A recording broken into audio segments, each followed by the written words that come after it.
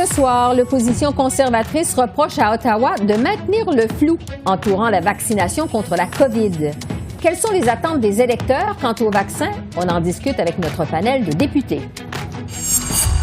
Comment rouvrir la frontière canado-américaine de façon sécuritaire? On reçoit Jean Charest, membre d'un groupe de travail qui se penche sur la question.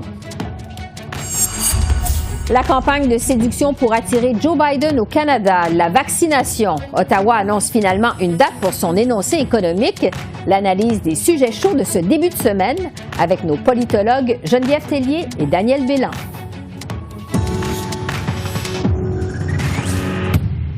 Bonsoir, Mesdames, Messieurs. La vaccination contre la COVID-19 pourrait s'amorcer dans moins de 3 semaines aux États-Unis, mais ici au Canada, on ne sait toujours pas à quel moment précis les premiers vaccins seront administrés. Encore aujourd'hui, Ottawa s'est contenté d'évoquer le premier trimestre de 2021 pour la distribution des premières doses. Mais l'opposition conservatrice reproche donc au gouvernement Trudeau de garder les Canadiens dans le noir relativement à la vaccination qui s'en vient au pays. Voici un extrait des échanges cet après-midi aux communes. Pendant ce temps-là, l'administration américaine nous démontre un plan d'opération. L'achat est fait d'avance, le plan de distribution est commencé, on sait ce qui s'en va. Parlons d'un plus petit pays, les Pays-Bas. Les Pays-Bas ont annoncé que la distribution serait faite, l'injection serait faite aux gens de 60 ans et plus, aux gens qui ont des problèmes de santé et aux travailleurs de santé de première ligne. Pourquoi notre gouvernement ne fait pas de plan global puis qu'il ne l'annonce pas aux Canadiens? Pourquoi? Le vice-premier ministre. Merci, Monsieur le Président.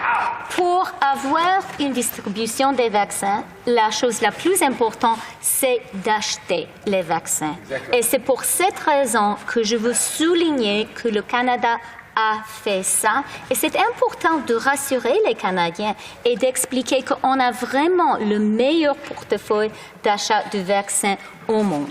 Concernant la distribution, on est en train maintenant de travailler avec les provinces et territoires, de travailler avec les experts, de travailler avec les forces armées canadiennes pour assurer un excellent plan de distribution. Merci.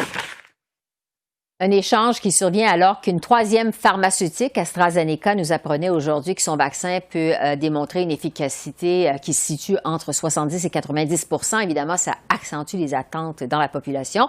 C'est ce dont on va discuter avec notre panel de députés. Pour les libéraux, Greg Fergus, pour les conservateurs, Jacques Gourde, pour le Bloc québécois, Gabrielle Sainte-Marie et pour le NPD, Alexandre Boulris. Panel encore masculin ce soir. Bonsoir à vous quatre.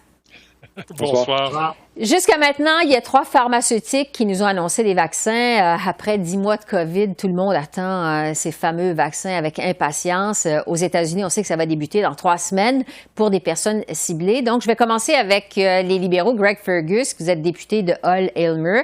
Est-ce que vos électeurs sont impatients d'être vaccinés? Qu'est-ce que vous entendez dans votre circonscription relativement à la vaccination? Absolument, tout le monde aimerait être vacciné au plus tôt que possible. C'est certain, on veut que les vaccins soient sécuritaires, qu'ils soient efficaces. Il me semble qu'on a bien commencé avec ces 3 compagnies qui viennent d'annoncer leurs vaccins, qui ont des taux de performance au-dessus de 90 % pour les 3. Et le Canada a fait son travail. Avec ces compagnies en particulier, on a déjà procuré plus de 60 millions doses de ces médicaments. Et on a hâte de faire d'avoir accès à ces vaccins pour vacciner tous les Canadiens. Ainsi, nous avons un plan de développement où on avait, encore une fois, procuré des centaines de millions de doses. Après qu'on va vacciner tout le monde ici au Canada, on va partager ça avec des pays en voie de développement. On y revient dans un instant sur la vaccination, le plan de vaccination. Mais du côté de vous, Jacques Gourde, député conservateur de Lévis-Lobdinière, qu'est-ce que vous entendez dans votre circonscription par rapport au vaccin, par rapport à la vaccination? Est-ce que vous avez des questions là-dessus? C'est évident que la population, les gens de ma circonscription ont très hâte d'être vaccinés pour pouvoir revenir à une vie normale. Ouais. Malheureusement, en flou présentement à Ottawa sur les dates où on pourrait avoir ces vaccins. On annonce aujourd'hui aux États-Unis qu'ils vont pouvoir vacciner dans 3 semaines. Nous, Ottawa, on ne nous dit absolument rien sur la possibilité, un flou entre janvier et mars. Et pourtant, nous avons acheté des vaccins pour au-delà de 100 millions de doses, comme M. Fergus vient de nous dire, là. Donc, on s'attend à les avoir en même temps que nos voisins américains. Au moins une partie pour pouvoir commencer cette vaccination à grande échelle. Gabrielle Sainte-Marie du Bloc québécois, députée de Joliette, est-ce que vos électeurs se plaignent de ne pas avoir assez d'informations par rapport à ce qui s'en vient? Est-ce que vous avez des questions à ce sujet? Ben, à la base, ils se plaignent de la pandémie. Hein. Ça fait plusieurs mois, ça fait presque un an que c'est parti. Les gens ont hâte d'en être sortis. On veut la sortie de la pandémie, puis ça va passer par la vaccination. Les nouvelles qu'on entend des vaccins qui semblent fonctionner, ça, c'est d'excellentes nouvelles. Et après, ben, le plus tôt ce sera le mieux coordonné le mieux ce sera. Oui, il n'y a pas beaucoup de nouvelles. Les gens à Joliette puis dans la circonscription les attendent impatiemment. Mm-hmm. Alexandre Boulris, député néo-démocrate de Rosemont, est-ce que vos électeurs, on s'imagine bien, ont hâte d'être vaccinés? Est-ce qu'ils en savent assez sur la vaccination qui s'en vient? Qu'est-ce qu'on vous pose comme question chez vous? Ben, vous savez, je pense que les bonnes nouvelles s'accumulent sur l'arrivée du vaccin et les gens, je pense qu'ils sont un peu rassurés par ça. Ils savent que ça s'en vient. Ils vont pouvoir être vaccinés quand ça va être disponible. Je vous dirais que à plus court terme, ils sont plus inquiets avec comment on va gérer le temps des fêtes et puis Noël et quel effet ça pourra avoir sur la contamination, la contagion de la maladie. Là, il y a plus d'inquiétude un petit peu. Oui. Sur la façon dont ça va se faire, cette vaccination, après les fêtes, visiblement, bon, on sait qu'il y a un plan fédéral d'achat et d'équipement en vaccins. On va avoir des plans des provinces aussi qui vont administrer ces vaccins. Greg Fergus, des libéraux, votre gouvernement se fait reprocher de ne pas être assez clair à ce sujet. Vous venez d'entendre vos collègues qui disent que il y a trop de flou, il y a des questions, on se pose la question comment ça va se passer. Est-ce qu'il y a des précisions qui s'en viennent de la part de votre gouvernement sur la façon dont on va procéder, justement? Absolument, les précisions vont s'en venir, mais vous devez comprendre, puis j'aimerais avoir la chance d'expliquer ça aux Canadiens, ça dépend de quel vaccin qu'on va utiliser. Par exemple, le vaccin de Pfizer requiert de la réfrigération à moins 70 degrés Celsius. 70 degrés Celsius, tandis que le vaccin qui a été annoncé par AstraZeneca, on peut garder ça dans notre frigo chez nous. Alors, dépendamment de quelle marque qu'on va utiliser, dans quelles conditions, il faut coordonner ça avec les provinces. Le gouvernement canadien a déjà acquiert plusieurs réfrigérateurs spécialisés qui peuvent accommoder les dispositions de Pfizer. Et en travaillant avec les provinces, en travaillant avec les territoires, en travaillant avec notre capacité de livrer ces marchandises, on va s'assurer qu'on va livrer ça aussitôt que possible à tous les Canadiens. Jacques Gourde, des conservateurs, vous avez critiqué le gouvernement à ce sujet aujourd'hui. Comment ça devrait se faire, cette vaccination-là? Comment vous feriez ça, vous, si vous étiez au pouvoir, les conservateurs? Le rôle du gouvernement fédéral présentement, c'est de distribuer les doses de vaccins aux provinces. Les provinces, eux, vont faire le travail de vaccination. Ici, c'est très délicat d'imposer peut-être l'armée d'aller vacciner dans les provinces parce que là, on va empiéter sur les chasses gardées des provinces et on sait très bien que les services fournis de santé viennent des provinces. Donc, le seul rôle ici du fédéral, c'est de bien distribuer le nombre de doses à chaque province avec les congélateurs nécessaires pour certains vaccins. Oui, parce que Gabrielle Sainte-Marie du Bloc, c'est le cas que c'est les provinces qui vont organiser la logistique, la vaccination massive comme telle. Comme ça avait été le cas d'ailleurs pour le H1N1 en 2009, ça s'était plutôt bien passé au Québec. Comment vous espérez que ça va se passer là du côté du Québec pour cette vaccination massive? C'est quoi le meilleur scénario pour vous? Ben, est-ce qu'il y a eu une bonne collaboration entre la distribution du fédéral aux provinces, que ça se fasse dans les temps attendus, que ça se fasse comme il faut, que ça se fasse bien? Là, depuis le début de la pandémie, les coûts en santé ont explosé. Ottawa a augmenté un peu ses transferts, son financement de la santé pour les provinces, mais c'est toujours Québec puis les provinces qui en assument l'essentiel. Il y a un front commun des provinces qui demande que Ottawa, le financement, la part de la santé qui finance, passe de 22 à 35 %. On se souvient à l'origine, même à la fin des années 70, Ottawa finançait la moitié de la santé. Le fait que ce soit retiré, ça fragilisait le système, excusez-moi. Donc là, ça prend un rattrapage pour la pandémie, puis qu'il y ait un bon financement pour la suite. Donc, les provinces demandent 35 %.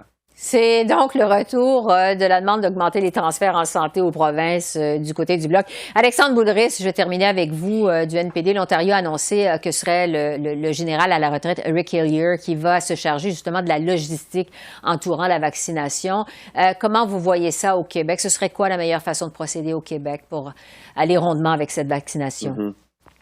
Ben, écoutez, évidemment, c'est pas le fédéral qui va dire à Québec comment agir, mais c'est un problème éthique vraiment très intéressant puis difficile aussi. Je pense, de mon point de vue, puis au NPD, on partage ça, que les travailleurs, les travailleuses du système de santé devraient être les premiers à pouvoir obtenir ce vaccin-là, à être vaccinés, évidemment, parce que c'est les gens qui sont sur la première ligne pour soigner les cas les plus dangereux, les plus difficiles. Mais ensuite de ça, qu'est-ce qu'on fait? Est-ce qu'on va plutôt vers les personnes âgées en CHSLD? Est-ce qu'on va plutôt vers les enfants dans les écoles, les travailleurs essentiels, pharmacie, épicerie, camionneurs? Tout ça doit être déterminé et c'est un vaste débat qui va s'entreprendre, là. Effectivement, parce qu'il y a des choix éthiques qui devront être faits, comme vous le dites. Alors, des détails qui viendront probablement, éventuellement, dans les prochains jours, peut-être les prochaines semaines. Greg Fergus, Jacques Gourde, Gabrielle Sainte-Marie, Alexandre Boulris. Merci beaucoup. Merci à vous. Au revoir. Bonne soirée. Au revoir. Et en attendant la vaccination contre la COVID au Canada, les frontières canado-américaines demeurent fermées. Elles le sont depuis le 18 mars dernier et vont le rester au moins jusqu'au 21 décembre prochain.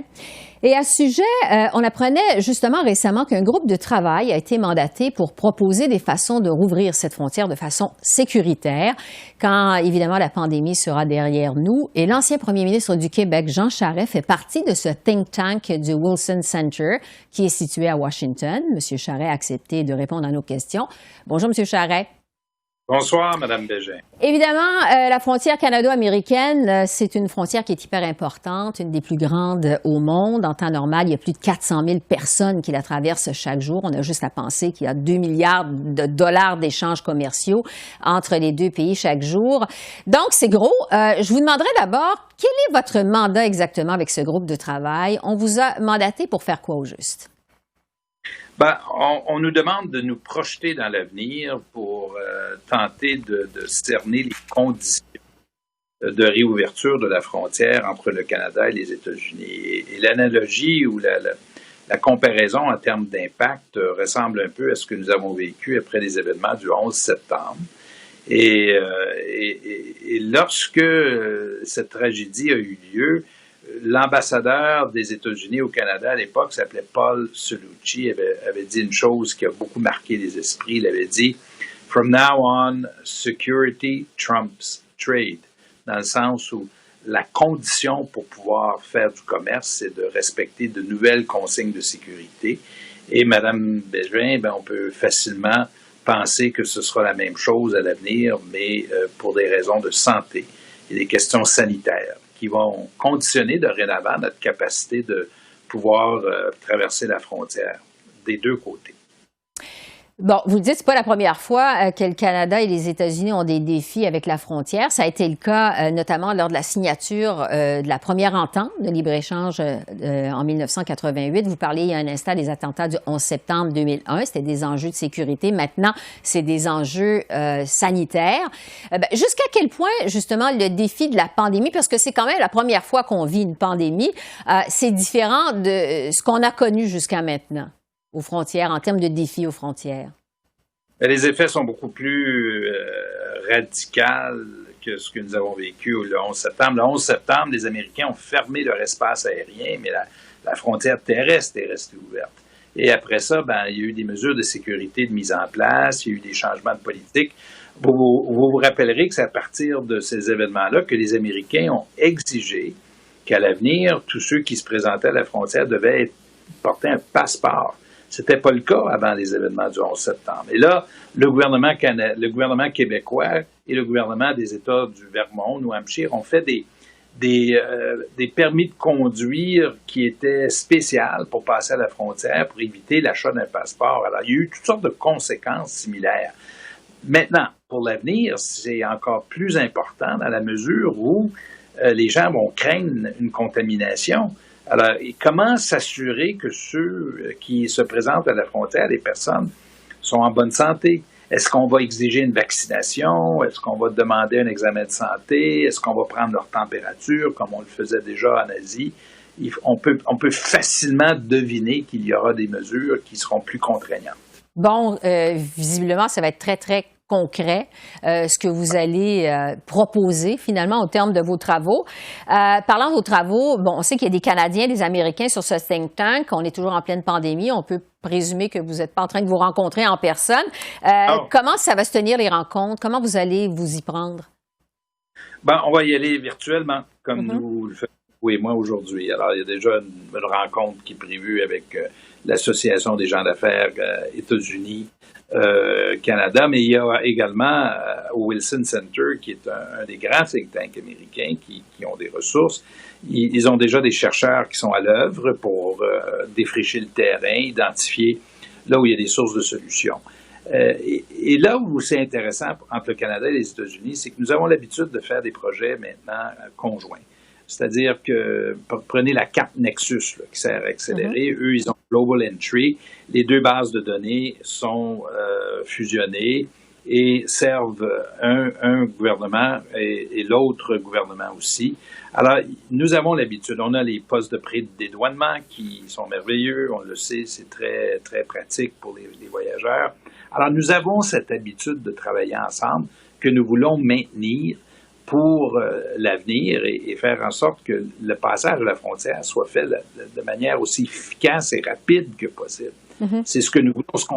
Nous savons ce qu'on veut éviter. On veut éviter qu'il y ait des longues files d'attente et que ça devienne très bureaucratique, très compliqué, parce que les effets de cela seraient dévastateurs pour l'économie. Ça découragerait les Américains de venir au Canada et vice-versa.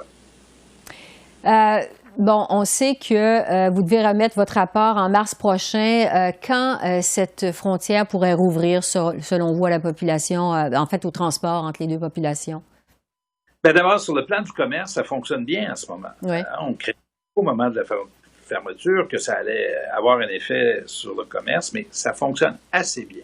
Là où c'est compliqué aujourd'hui, là, c'est les professionnels qui traversent, les gens qui ont des spécialités. Puis on sait qu'il y a une certaine mesure d'arbitraire dans les décisions prises par les officiers à la frontière de laisser entrer ou non les gens. Alors on veut y aller le plus vite possible. Mais l'opinion publique, Mme Bégin, vous savez, au Canada, est assez ferme. Les gens ne veulent pas que nous réouvrions la frontière à court terme. Ils craignent une contamination des Américains. Alors ce ne sera pas avant qu'on ait une certaine certitude, un certain contrôle sur la pandémie des deux côtés de la frontière que nous allons réouvrir. Et je ne pense pas que ça va se faire le mois prochain. Je ne vois pas ça. Probablement, nous en avons encore, à mon avis, pour au moins quelques mois. Donc, il va falloir attendre avant de rouvrir la frontière. Un mot avant de vous laisser aller, M. Charest, sur l'élection de Joe Biden à la présidence aux États-Unis. Il y a vraiment beaucoup d'espoir de ce côté-ci de la frontière à la suite de cette élection, après 4 ans du régime de Donald Trump. On sait cependant que Joe Biden a un programme quand même assez robuste de Buy America, ce qui pourrait avoir des effets sur les industries au Canada. Vous avez été évidemment aux premières loges de négociations d'entente commerciale. Est-ce que les entreprises canadiennes doivent s'inquiéter de l'arrivée de Joe Biden à la présidence des États-Unis, de son programme de Buy America? Bien, le programme de M. Biden et l'engagement qu'il a pris là-dessus, c'est très sérieux. Et les conséquences peuvent être très importantes pour nous. Ils peuvent être très négatifs. Et le Canada, périodiquement, ça revient, ça, comme sujet, des politiques restrictives, protectionnistes des Américains. Et souvent, c'est pas nous la cible. C'est un autre pays, ça peut être la Chine, mais on est un dommage collatéral. En 2008-2009, dans la foulée de la grande récession, le gouvernement Obama avait proposé une loi qui incluait également du Buy America. Et notre réponse à ça, ça a été de proposer un accord de réciprocité pour les marchés publics. Et les provinces canadiennes, pour la première fois, avaient donné un mandat au gouvernement fédéral de négocier en notre nom. Et ça a été un succès. Alors, je pense que la chose à faire aujourd'hui, ce serait de proposer, avant que la loi soit écrite, une entente ou un accord de réciprocité, ce qui nous éviterait le fardeau et surtout les effets d'une loi qui est Buy America et qui serait négative sur l'économie canadienne. Alors, on verra la suite de ça. Jean Charest, ancien premier ministre du Québec et ancien vice-premier ministre du Canada aussi, il faut le mentionner. Merci beaucoup. Merci d'avoir répondu à nos questions. Merci, Mme Bépin. Au revoir. Et une éventuelle visite du président Joe Biden au Canada, ce sera justement notre premier sujet de discussion avec nos politologues en résidence, Geneviève Tellier et Daniel Bélan. Bonjour à vous deux. Bonjour. Donc, la presse nous apprend que le gouvernement Trudeau est actuellement en campagne de séduction auprès de l'entourage du président élu Biden pour qu'il effectue son tout premier voyage officiel à l'étranger ici au Canada. Il semble d'ailleurs qu'on s'active pas mal à l'ambassade canadienne à Washington à cet effet. Évidemment, tout le monde s'entend pour dire que ce serait un bon coup pour le Canada. Geneviève, je vais commencer avec vous. Qu'est-ce que, justement, ça pourrait vouloir dire pour le Canada? Ben, ça voudrait dire que le Canada retrouve sa place de plus proche allié des États-Unis, que les États-Unis aussi veulent collaborer avec d'autres pays sur la scène internationale et commencent par le Canada, donc c'est une très bonne nouvelle. Puis d'entendre qu'il y a des tractations, vous savez, il y a eu beaucoup de tractations lorsque M. Trump voulait renégocier l'accord de libre-échange. Alors il semble que ce qu'on a appris durant ce moment-là, ben, on le met encore en œuvre. Alors c'est aussi une bonne nouvelle, c'est-à-dire qu'on n'a pas perdu nos réflexes et qu'on essaie de faire tout ce qui est possible pour bien collaborer avec les Américains. Oui, et dans ce sens-là, Daniel, le président élu Biden a annoncé aujourd'hui son cabinet. Il nomme Antony Blinken comme secrétaire d'État. Il va être donc à la tête de la diplomatie américaine. Blinken parle un français qui est impeccable. Il est adepte du multilatéralisme. Quel impact à prévoir justement sur les relations canado-américaines? Ben, écoutez, le fait qu'il parle français, c'est bien, surtout pour les journalistes qui vont pouvoir l'interviewer. On le voit souvent à la télé en France, par exemple. Il a passé une partie de sa jeunesse en France. C'est pour ça qu'il parle si bien le français. Il a aussi travaillé en France comme avocat. Mais ce qui est le plus important pour moi, c'est que c'est vraiment quelqu'un de vraiment très compétent, quelqu'un qui a beaucoup d'expérience, qui a travaillé évidemment pour le président Obama. Et donc, c'est aussi quelqu'un qui a beaucoup voyagé, qui semble être ouvert d'esprit et qui, je pense, va être quelqu'un de populaire ici au Canada auprès des politiciens à Ottawa parce que je pense que ça va être quelqu'un certainement qui va avoir une approche ouverte sur le multilatéralisme. C'est ce qui manque quand même beaucoup en ce moment sous la présidence Trump. Oui, une approche différente de la présidence Trump. Bon, sur la gestion de la pandémie maintenant au Canada, évidemment, un sujet incontournable. C'était au tour d'AstraZeneca d'annoncer aujourd'hui que son vaccin peut peut-être être efficace jusqu'à 90 70 jusqu'à 90 dans certains cas. Geneviève, l'opposition conservatrice reproche au gouvernement de ne pas se préparer pour la vaccination, de ne pas donner assez d'informations non plus à la population sur comment ça va se passer, entre autres. Est-ce que le gouvernement Trudeau se prépare de façon adéquate, selon vous, à la vaccination qui s'en vient? D'après ce que je comprends, ça va surtout être de juridiction provinciale. On a appris aujourd'hui en Ontario que M. Ford était en train de mettre en place une équipe. Le général Hiller, qui est un ancien général des Forces armées ici au Canada, va prendre charge. Donc, c'est un militaire qui connaît bien justement comment gérer l'approvisionnement. Et donc, j'ai l'impression que c'est ce qui attend les provinces. Le gouvernement fédéral, lui, va davantage s'intéresser à aller chercher les vaccins. On sait qu'il y a déjà des doses qui ont été commandées et qu'on va recevoir. On n'aura pas 30 millions, 40 millions, 100 millions de doses tout de suite, c'est sûr. Tous les pays s'arrachent ces doses-là. Mais je pense que le fédéral fait plus des manœuvres dans l'approvisionnement des vaccins. Et ensuite, la distribution en tant que telle, ça devrait être partagé entre les provinces. Donc, j'imagine aussi des tractations à ce sujet-là. Mais vraiment, vacciner la population, à mon avis, ça va être essentiellement du ressort des provinces. Oui, Daniel, justement, du côté du Québec, on sait qu'on a mis beaucoup d'efforts pour permettre aux Québécois de célébrer Noël en famille. On a annoncé des consignes la semaine dernière, comment ça pourrait se passer entre le 24 et le 27 décembre. Mais est-ce que le Québec, selon vous, se prépare suffisamment pour la vaccination qui s'en vient? Oui, ben il va falloir voir, hein, toujours c'est l'épreuve des faits, donc quand on va avoir les vaccins, mais le fait que ça devient de plus en plus imminent, on s'affaire là à Québec, au Québec, pour vraiment se préparer. Ça va être une campagne de vaccination très, très importante. Et je suis d'accord avec Geneviève, c'est les provinces qui vont jouer le rôle principal. Et je pense que le Québec est en train de se donner les moyens de le faire. Mais le fédéral va jouer un rôle important, comme le dit Geneviève, pour acquérir ces vaccins-là. Et aussi en matière de coordination, je sais qu'ils sont en train de faire des études pour voir quels sont les les différents enjeux et les problèmes qu'on pourrait rencontrer sur le terrain. Par exemple, en région éloignée, il y a des populations plus vulnérables. On parle des personnes âgées beaucoup, mais les peuples autochtones, surtout ceux qui vivent en réserve, en région éloignée. Là, le gouvernement fédéral a certainement un rôle à jouer. Donc, on va voir, mais c'est sûr qu'on y met de plus en plus d'efforts parce que ça devient clair maintenant qu'on va avoir des vaccins relativement rapidement. Ouais. Et donc, on s'affaire dans cette direction-là. Toutes les provinces le font et le Québec comme les autres. Même s'il reste beaucoup de choses à préciser, on s'active en ce sens. En terminant sur un mot sur l'énoncé économique du gouvernement Trudeau, on a finalement appris aujourd'hui que ça allait être le 30 novembre prochain. Geneviève, qu'est-ce qu'on doit penser du fait que ça a pris autant de temps avant qu'on nous annonce une date pour un énoncé économique de la part d'Ottawa?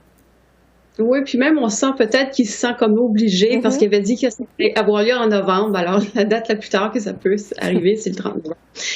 Il y a une explication, par contre. Mme Chrystia Freeland est arrivée en poste ministre des Finances. Elle doit maîtriser les dossiers. Donc, on peut sans doute dire, oui, il faut lui donner un peu de temps pour se mettre à jour. Mais par contre, c'est quand même étonnant de voir qu'il a fallu attendre tout le mois de novembre avant d'avoir la mise à jour économique. J'ai l'impression que les scénarios étaient déjà préparés et on les attend. C'est-à-dire que l'opposition à Ottawa pose des questions. On s'indigne par ailleurs que le vérificateur général n'a pas assez de fonds pour conduire ses enquêtes. Le directeur parlementaire du budget, lui aussi, dit « j'ai rien à me mettre sur la dent, là, donnez-moi des informations pour que je puisse faire mon travail ». Donc, peut-être que les nouvelles sont pas si bonnes que ça et que le gouvernement fédéral veut tarder avant de les annoncer. Daniel, il nous reste à peu près une trentaine de provinces. On sait que les provinces du Québec, une trentaine de secondes, je devrais dire. On sait que les provinces de Québec et de l'Ontario ont présenté leur mise à jour économique au cours des dernières semaines. Ça fait quand même un petit bout de temps. Pourquoi ça a été si long du côté d'Ottawa, selon vous, avant qu'on nous annonce cet énoncé économique-là? Ben, je pense que Geneviève a sans doute raison. On va avoir encore des mauvaises nouvelles à nous annoncer. Sur le plan fiscal, écoutez, la situation budgétaire d'Ottawa s'est transformée de façon radicale depuis le début de la pandémie et on s'attend à des chiffres qui, sur le plan le déficit, qui vont être encore un déficit énorme et c'est comme ça. Moi, la question que je me pose, c'est quand qu'on va avoir un budget fédéral? C'est quand le prochain budget fédéral? On n'a pas eu cette année, alors ça va prendre encore des mois avant d'en avoir un. Ça aussi, c'est important, il faut penser à ça. Et il y a beaucoup d'incertitudes à ce sujet-là, mais on vit dans l'incertitude, c'est ça, la COVID, mais le gouvernement fédéral aide pas. Et l'information arrive lentement, trop lentement. Ouais. En fait, donc, énoncé économique le 30 novembre et un budget peut-être éventuellement au mois de mars, au printemps prochain. Geneviève et Daniel, merci à vous deux. Merci. Merci. Au revoir. Merci, au revoir. En terminant, le temps de vous dire que le Bloc québécois s'opposera au projet de loi C8 qui propose un nouveau serment de citoyenneté au Canada. Le Bloc rejette d'emblée la nouvelle partie du serment qui demande aux futurs citoyens d'observer fidèlement les lois du Canada, y compris la Constitution. Le Bloc votera contre ce nouveau serment parce que le Québec n'a toujours pas signé la Constitution canadienne. On écoute là-dessus le chef Yves-François Blanchette qui en a profité au passage pour ramener à l'avant-plan la protection du français au Québec. Je faisais un constat un peu plus tôt. On peut devenir citoyen canadien au Québec sans dire un mot de français. Mais on ne peut pas devenir citoyen canadien au Québec si on n'adhère pas à la Constitution que le Québec rejette. Ça, c'est le bon Parti libéral repentant qui, ces jours-ci, se découvre des amitiés et des sensibilités pour les enjeux de la langue française au Québec, à laquelle il s'attend à ce qu'on croit. Alors, évidemment, nous ne tomberons pas dans le piège à con et nous voterons contre cette étape-ci du projet de loi. Alors voilà, c'est comme ça qu'on a vu l'essentiel de l'actualité de ce lundi 23 novembre sur la colline parlementaire à Ottawa. Esther Bégin qui vous remercie d'être à l'antenne de CEPAC, la chaîne d'affaires publiques par câble. Je vous souhaite une excellente fin de soirée et à demain. Au revoir.